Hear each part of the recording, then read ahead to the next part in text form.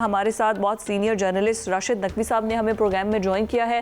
ان کو ویلکم کہتے ہیں. Sir I hope you are safe and sound. Thank you so much آپ آئے ہمارے پروگرام میں. اور تمام پاکستانی جاننا چاہتے ہیں کہ بلکہ ہم ان کے ساتھ بھی کھڑے ہیں, ایرانین کے ساتھ, آپ لوگوں کے ساتھ پوری سپورٹ بھی ہے, لیکن یہ پورا جو انٹیلیجنس بیسڈ آپریشن کیا گیا ہے, کیا واقعی ہی 36 گھنٹے اگر پائلٹ رہا ہے ایران میں, انعام تک کا اعلان کر دیا گیا, کیا آپ نہیں ڈھونڈ پائے اور وہ بچا کے وہ پورا آپریشن کر کے نکال کے لے کے چلے گئے؟ حقیقت بتائیے گا. جی بسم اللہ الرحمن الرحیم. دیکھیں ایک بڑا مشہور جملہ ہے کہ جنگوں میں سب سے پہلے جس چیز کا قتل عام ہوتا ہے وہ سچ کا ہوتا ہے, حقیقت کا ہوتا ہے.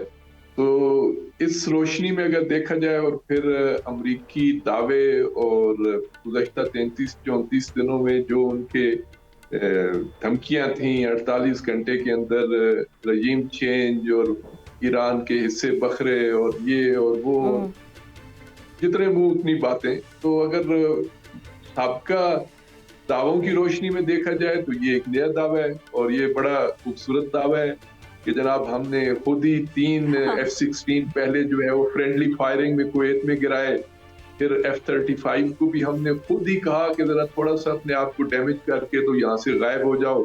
پھر اس کے بعد F-15 کی باری آئی, پھر پتہ نہیں کون کون سے F جو ہے وہ فیل ہوتے رہے. تو اب بھی جو آج جو اصفہان میں جو کچھ ہوا, تو یہ کون اس طرح کی کارروائی کرتا ہے کہ خود ہی اپنے C-130 کو بھی اور اپنے کیا کہتے ہیں بلیک ہاک ہیلی کاپٹر اور MQ-9 اور پتہ نہیں کیا کیا, ان کے تو اب ملبہ بھی جو ہے وہ مٹی میں اور خاک میں مل چکا ہے. تو میں سمجھتا ہوں کہ یہ تو دعوے ہیں کہ خود ہم نے کیا ہے یا فرینڈلی فائرنگ ہے. اصل مسئلہ تو یہ ہے کہ ایران نے یہ سرپرائز دیا ہے ان کو کہ ہم F-35 بھی گرا سکتے ہیں اور آپ کے جدید ترین جتنا آپ کے طیارے ہیلی کاپٹر جو کچھ ہوں گے وہ ہم آپ کو. ڈاکٹر صاحب آپ جو بات کر رہے ہیں یہ بڑی ایران نے میسج دیا ہے, یہ کیا ٹیکنالوجی ایسی, کیا واقعی نارتھ کوریا سے جیسے خبریں آ رہی ہیں, کیا حقیقت ہے, کیا واقعی ٹیکنالوجی کوئی ایئر ڈیفنس سسٹم یا کچھ لیٹسٹ مل چکا ہے ایرانین گورنمنٹ کو, رجیم کو؟ اس بارے میں بتائیے گا. اور کیا چائنا اور رشیا مکمل سپورٹ کر رہا ہے؟ ہمیں فیکٹ بیسڈ چیزیں بتائیے گا پلیز. دیکھیں یہ نارتھ کوریا والی تو ایسی فیک تھی, اور جس جرنلسٹ نے یہ بات کی ہے وہ تو خود میں اس پہ اب کوئی تبصرہ نہیں کرتا کہ انہوں نے کہاں سے یہ خبر لی, کیونکہ یہ ایران کی جو جسے آپ کہتے ہیں ڈیفنس ڈاکٹرائن ہے اس کے خلاف ہے. ایران کا ڈیفنس ڈاکٹرائن یہ ہے کہ ہم نے جو کچھ بنایا ہے اور جو کچھ ہم استعمال کر رہے ہیں وہ ہمارے خود مقامی سطح پہ ہمارے اپنے سائنٹسٹ, انجینئرز اور اپنے ماہرین نے بنایا ہے. یہ اس وقت کو اس طرح کہنا ہے کہ نارتھ سے یہ آ گیا, نارتھ کوریا سے, چائنا سے یہ ہے, تو یہ جو ایران کو جو اس فیلڈ میں کامیابی مل رہی ہے نا, اس کو تھوڑا سا جسے کہتے ہیں کم رنگ کرنے کی کوشش کی جا رہی ہے. نہیں, میں اس کو نہیں مانتا. ایران کی ڈاکٹرائن کے بالکل خلاف ہے کہ باہر سے کوئی قوت ان کے ساتھ جو ہے وہ اس انداز سے مدد کر رہی ہے. اور یہ بھی آپ دیکھ لیں کہ ان کی ڈاکٹرائن کے اندر میں نے ان کا بڑا ایک ڈیٹیل سے ایک مقالہ جو ہے وہ اسٹڈی کیا, اس میں انہوں نے ایک بڑی خوبصورت دلیل دی ہے. وہ کہتے ہیں کہ ہم کسی بھی بیرونی طاقت کی کسی بھی ٹیکنالوجی کو 100% استعمال نہیں کریں گے, کیونکہ وہ ٹیکنالوجی بالآخر کسی دوسرے ملک کی ہے, وہ کسی دوسری کیا کہتے ہیں سپر پاور سے ہو سکتی ہے, تو وہ کسی وقت بھی ہیک ہو سکتی ہے, کسی وقت بھی وہ کسی دوسروں کے استعمال میں آ سکتی ہے. اس کی ساری ٹیکنالوجی کا علم تو اس کے پاس ہوتا ہے نا, خالق کے پاس, بنانے والے کے پاس. تو ہم یا امپروو کر لیتے ہیں یا اس کے اندر ایسی تبدیلی لے کے آتے ہیں کہ وہ جس نے اگر بنائی بھی ہے تو اس کے اندر پھر دوبارہ وہ کوئی انوالو نہ ہو سکے اور ہمارے اس پروگرام کو خراب نہ کر سکے. اور ابھی آپ دیکھ رہے ہیں کہ جو کچھ جو ہو رہا ہے اس میں بالکل مقامی سطح کی وہ ان کی ٹیکنالوجی ہے, اس کے اندر جو آپ ویریشن بھی دیکھ رہے ہیں وہ آپ کو دوسرے کسی ملک کی اس طرح کی ٹیکنالوجی بھی نہیں ملے گی. تو یہ جو اس وقت ایران کا ایئر ڈیفنس سسٹم کام کر رہا ہے اور اسی طرح میزائل کا جو سسٹم ہے یا ڈرون ہے, یہ بالکل ان کا اپنا بنایا ہوا, اور اسی لیے اس کے اندر جو ہے وہ کسی اور کو انٹر ہونے کا یا ان کو اپنے مقاصد کے لیے استعمال کرنے کا موقع نہیں ملے گا. یہ میں تو یہاں پہ اس چیز کو اسی انداز سے قابل احترام ڈاکٹر راشد صاحب, یہاں تک ہم آپ کے ساتھ ایگری ہیں. آپ اپنی ٹیکنالوجی سے لڑ رہے ہیں اور ایک سپر پاور کے ساتھ لڑ رہے ہیں, اور آپ نے یہ ثابت کیا ہے کہ آپ کے ساتھ اللہ پاک کی رحمت بھی ہے اور مسلسل آگے بڑھتے جا رہے ہیں. میں آپ سے یہ جاننا چاہتا ہوں کہ آپ کو اس بات کا بھی علم ہے کہ امریکہ اگر چاہے گا تو پھر آپ کی ایٹمی تنصیبات, بجلی گھر اور دیگر چیزوں کو بھی نقصان پہنچا سکتا ہے. اس حوالے سے اب جنگ کا میں سمجھتا ہوں 1 ماہ سے زیادہ ہو گیا ہے, تو کچھ وائنڈ اپ ہونے جا رہا ہے. اب امریکہ نے اپنی عزت بچانے کے لیے کچھ نہ کچھ تو کرنا ہے نا. سپر پاور تو ٹوٹنے جا رہی ہے, سب کو نظر آ رہا ہے.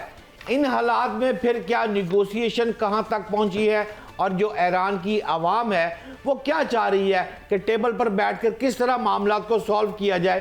کیونکہ اگر اتنا بڑا نقصان ہو گیا تو پورا مشرق وسطیٰ میں وہ ساری چیزیں پھیل جائیں گی, ہوا کے ذریعے پھیل جائیں گی, جس سے تو بہت زیادہ نقصان ہوگا انکلوڈنگ پاکستان. آپ کی ڈاکٹر صاحب کیا رائے ہے اور ایرانی عوام کی کیا رائے ہے؟